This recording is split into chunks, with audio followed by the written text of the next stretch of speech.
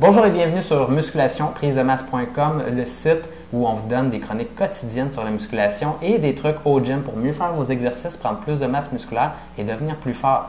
Et également, des fois, on vous dit comment coter, mais aujourd'hui, on va voir. On va voir.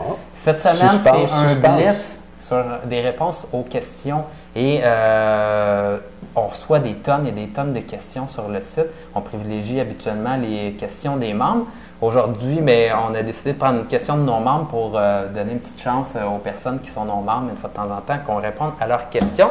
Et d'ailleurs, si vous aimez nos réponses aux questions des membres et aux questions que vous voyez les capsules présentement, sachez que pour cette semaine seulement, on a un rabais exclusif pour les gars qui veulent voir nos deuxièmes capsules. Donc, on fait toujours une première capsule pour tout le monde et une deuxième capsule avec des réponses plus spécifiques et des petits éléments supplémentaires pour prendre plus de masse ou pour savoir comment coter. Donc, si vous voulez avoir accès à ça, habituellement, c'est réservé seulement pour les gars qui sont membres au Club du programme du mois.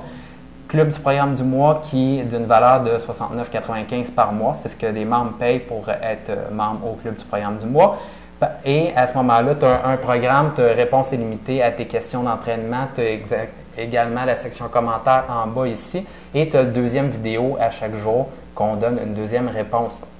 Si toi, tout ce qui t'intéresse, c'est la deuxième réponse, on a un offre spéciale pour toi aujourd'hui.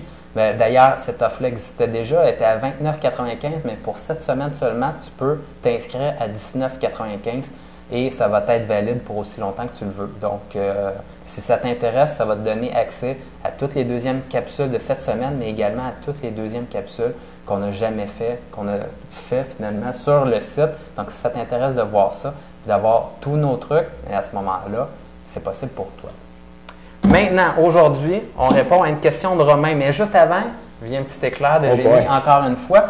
On a un sondage, puis on aimerait savoir, puis là tu vas voir, on ne te l'expliquera pas là, mais tu vas voir juste en bas, on veut savoir tes tendances sur la prise de stéroïdes. Donc, si tu n'en as jamais pris, tu y penses ou tu en as déjà pris, on aimerait savoir ça pour pouvoir mieux diriger notre message puis pouvoir répondre aux bonnes questions qui t'intéressent. Donc, si ça t'intéresse. Donc, réponds à ça. On a bien hâte de savoir les statistiques là-dessus. Et aujourd'hui, réponse à Romain. Romain qui n'est pas membre avec nous, mais puisque tu viens de la Suisse, Romain, on a fait une exception. Et Romain, 21 ans, 4 ans d'expérience en musculation, taille 182, poids 80 kg et pourcentage de gras de 12 de gras. Romain nous dit « Salut les gars, salut Romain, depuis… » J'aime ça. On va répondre à Romain. Hein? Oui, c'est ça. Ouais. « Depuis quelques semaines, je tombe souvent malade. J'ai peu d'énergie et j'ai même perdu un peu de force. Okay? Je suis devenu plus actif et ai commencé du sport que je fais à côté de la musculation. Il est possible que je suis surentraîné et on me dit d'arrêter et de me reposer une semaine ou deux. Mais comment être sûr que je sois du surentraînement? Avez-vous un truc infaillible pour le savoir? » OK, intéressant. Très bonne question. Hein? OK. Bien, écoute, je vais commencer à répondre à ça. La première chose que tu vois quand tu es surentraîné, on va commencer par donner la définition du surentraînement. Là. Le surentraînement, c'est lorsque tu t'entraînes trop, tu fais trop d'activité physique, tu fais trop d'activités, puis ça ressemble au burn-out des athlètes, OK? Donc, quelqu'un qui reste assis à son bureau puis qui ne voit plus le bout de ses journées à sa job, puis qui est un haut fonctionnaire, puis qui trouve ça bien, bien difficile, puis qui tombe en burn-out, bien, ça peut être d'autres raisons aussi, là, mais si tu tombes en burn-out de ton travail, c'est parce que tu as trop travaillé ou tu es trop angoissé par ça. C'est un peu la même chose sur l'entraînement, c'est le nom pour les athlètes ou les personnes qui bougent beaucoup et qui font trop de sport, puis ton corps n'est pas capable de récupérer assez. Donc là, il est rendu à un niveau de fatigue musculaire, dans le fond, là, vraiment important. C'est ton système en général là, qui est vraiment surutilisé et épuisé. Donc, ça s'appelle le surentraînement. Et à ce moment-là, tu as des symptômes. Si, dans le fond, là, tu commences vraiment à être fatigué, ça peut être un symptôme. Si tu as de la difficulté à dormir la nuit, c'est un autre symptôme. Si tu commences à avoir plus faim, perte d'appétit également, c'est un autre symptôme. Et si tu as une diminution de tes charges à l'entraînement, c'est un autre symptôme.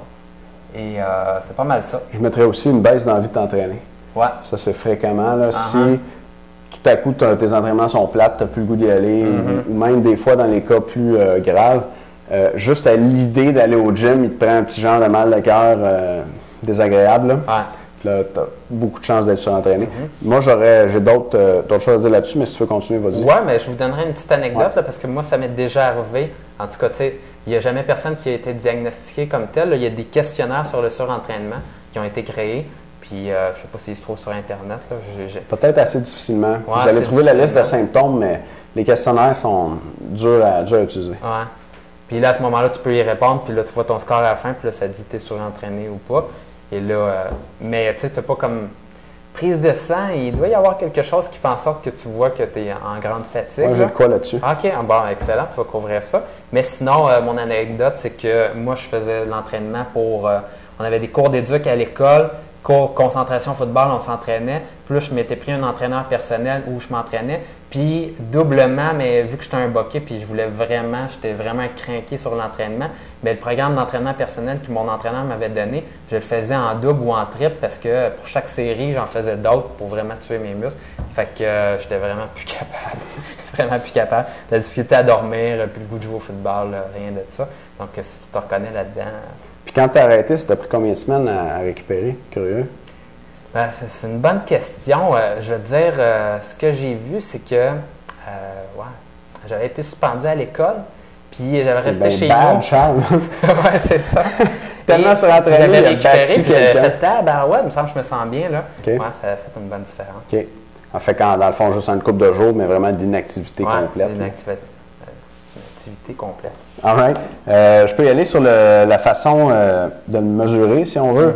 Romain, tu demandes si c'est un truc infaillible pour le savoir. Infaillible, non. Mais à ma connaissance, c'est le meilleur marqueur, la meilleure mesure du surentraînement, ou en tout cas, c'est une mesure objective. Elle a cet avantage-là. C'est une mesure comparée juste à l'auto-évaluation.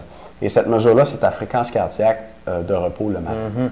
La fréquence cardiaque de repos le matin, elle va s'élever chez les gens qui sont en surentraînement. Toi, en ce moment, si tu es surentraîné, tu n'as pas ta mesure de base pour le comparer. C'est dur à dire. Mais moi, j'ai travaillé pour les Forces armées canadiennes et puis on entraînait beaucoup de recrues puis on les entraînait très intensément, 3 fois par jour, 5 jours semaine. Ces gens-là, c'était des gens qui nous arrivaient souvent pas en forme. Puis là, on faisait faire beaucoup d'exercices. Puis il y en a qui, leur performance s'améliorait pendant 1 mois, 2 mois, puis après ça, ça baissait un peu. Puis quand j'ai commencé à voir ça, j'ai dit, ils sont en surentraînement. Puis ce qu'on a fait, c'est qu'on s'est mis à leur dire de prendre leur fréquence cardiaque le matin. Donc, la façon de faire ça, c'est de... Écoute, je vais y aller, c'est assez compliqué, je vais garder ça pour les membres tantôt, mais l'idée, c'est que tu prends ta fréquence cardiaque de repos le matin. Puis, si tu te surentraînes, tu vas voir que ta fréquence cardiaque de repos le matin, elle va augmenter. Elle va augmenter de 5, des fois jusqu'à 10 battements par minute. Puis une fréquence cardiaque de repos le matin, ça tourne autour de 40 à 70 battements par minute. Fait que si normalement, tu es à 50, puis là, tu es à 60 le matin, bien, c'est clair qu'il y a un problème. Puis, à l'armée, on voyait ça de façon très, très systématique chez les gens, les recrues qui étaient en surentraînement. Après 6, 7, 8 semaines d'entraînement, la fréquence cardiaque au repos le matin commençait à augmenter, à être 1, 2, 3, 4, 5 battements plus haut. Puis même qu'à un moment donné, là, on pouvait prédire quand les gars ils allaient buster. Le gars, il montait, là, il était à 8, 9 battements de plus le matin. Puis là, je leur demandais comment tu te sens, Visio, boy.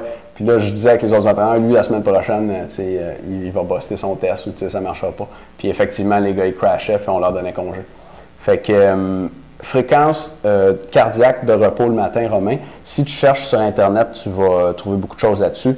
L'idée, c'est de savoir que lorsqu'elle augmente, puis sur plusieurs jours, tu apprends tous les matins, lorsqu'elle augmente, il y a vraiment une tendance à la hausse, tu es en train de tomber en surentraînement. Donc, il faut ralentir. Puis, ce qu'on t'a recommandé, là, vu l'état que tu me décris, 1 à 2 semaines, ça me semble bien.